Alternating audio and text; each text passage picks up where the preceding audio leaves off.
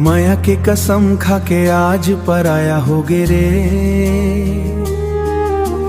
बन के दुल्हनिया मोला छोड़ के जावे, अखिया के पानी लकाबर बहावे। मोर सपना के दुनिया उजड़ गे आज, तोर बिना ये दिल मोर रोवत रही जावे। तय कहे रहिस संग जीवो मरबो, फिर काबर दूसर के संग चल दिस, मोर मायाला तन्हा छोड़ दिस।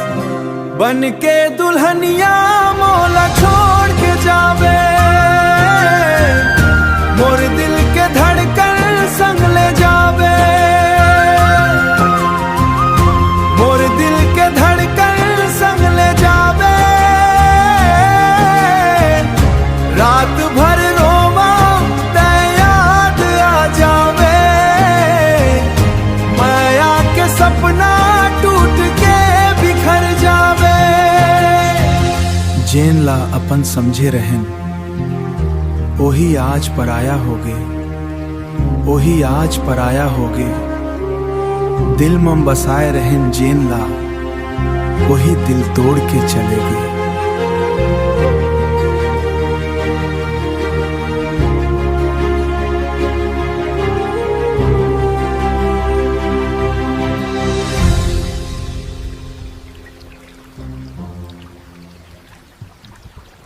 गाँव के गली में अब सुनापन लागे, तोर हंसी बिना सब फीका लागे।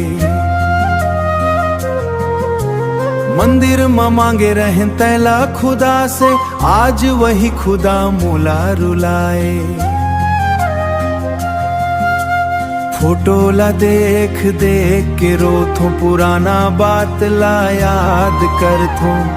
तोर संग बिताए हर पल्ला अब अकेला जी के सहथों।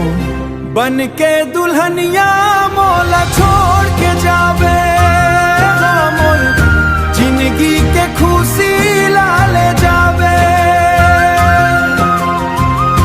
तोर डोली दूर जब ही रे,